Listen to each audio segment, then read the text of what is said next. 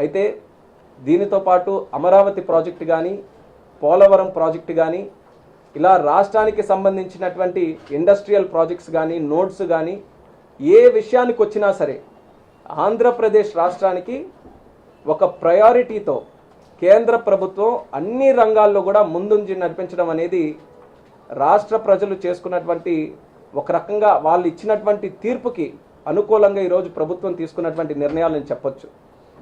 పనిచేసే నాయకులు, మళ్ళీ చెప్తున్నాను, పనిచేసే నాయకులు, ప్రజల కోసం నిత్యం శ్రమించే నాయకుల్ని ఎన్నుకుంటే దాని ప్రభావం ఏ రకంగా ఉంటుందో అనేది ఈరోజు ప్రత్యక్షంగా ఆంధ్రప్రదేశ్ రాష్ట్రంలో కనిపిస్తుంది.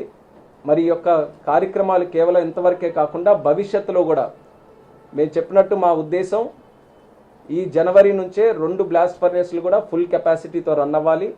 అలాగే ఆగస్టు నాటికల్లా 3 బ్లాస్ట్ ఫర్నేస్లు కూడా ఫుల్ కెపాసిటీతో రన్ అయ్యి సుమారు 7.3 మిలియన్ టన్స్కి మనం చేరుకోవాలనే ఆలోచనతోని ఈ యొక్క క్యాపిటల్ను కూడా మనం యూటిలైజ్ చేయడం జరుగుతుంది. ఇది నిజంగా మన ప్లాంట్కి ఎన్నో సంవత్సరాలుగా పట్టి పీడిస్తున్నటువంటి సమస్యలకి ఒక మంచి సమాధానంగా ఈ యొక్క కార్యక్రమం జరగబోతుందని తెలియజేస్తున్నాం. కేంద్రం నుంచి ఏ కార్యక్రమాన్ని అయితే ఆశించామో ఆ కార్యక్రమం జరిగింది. మిగిలింది ప్లాంట్ని ఇంకా మంచి పద్ధతిలో మనం నడిపించి ఖచ్చితంగా ఒక బ్రహ్మాండమైనటువంటి పొటెన్షియల్ ఉంది.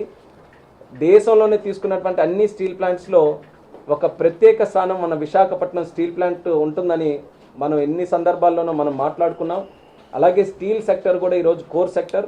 అటువంటి కోర్ సెక్టర్లో ఈరోజు ఈ యొక్క ప్లాంట్ని మళ్ళీ గుర్తించి కేంద్ర ప్రభుత్వం చేస్తున్నటువంటి సహాయ సహకారాలకు హృదయపూర్వకమైనటువంటి ధన్యవాదాలు రాష్ట్ర ప్రజల తరపున తెలియజేసుకుంటూ, ఒక మంచి కాంబినేషన్, ఒక మంచి టీం వర్క్తో రాష్ట్ర ప్రభుత్వం, కేంద్ర ప్రభుత్వం, చంద్రబాబు నాయుడు గారు, అలాగే ఉప ముఖ్యమంత్రి పవన్ కళ్యాణ్ గారు, ఇక్కడ ప్రధానమంత్రి గారు అందరూ కూడా కలిసి కట్టుగా పనిచేసి రాష్ట్రానికి చాలా మంచి కార్యక్రమాలు చేయడానికి ముగ్గురు కూడా కలిసి పనిచేస్తున్నారు.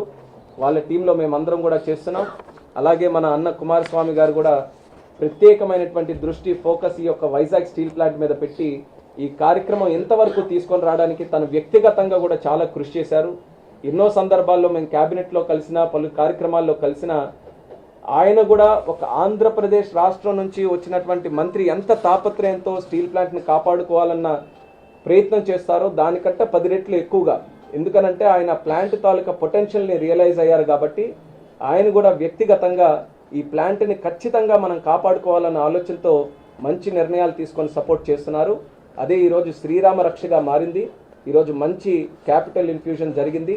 ఇది రానున్న కాలంలో మళ్ళీ జీవం పోసి విశాఖపట్నం స్టీల్ ప్లాంట్ ఫుల్ కెపాసిటీతో రన్ అవ్వాలి, ప్రాఫిటబుల్గా రన్ అవ్వాలి.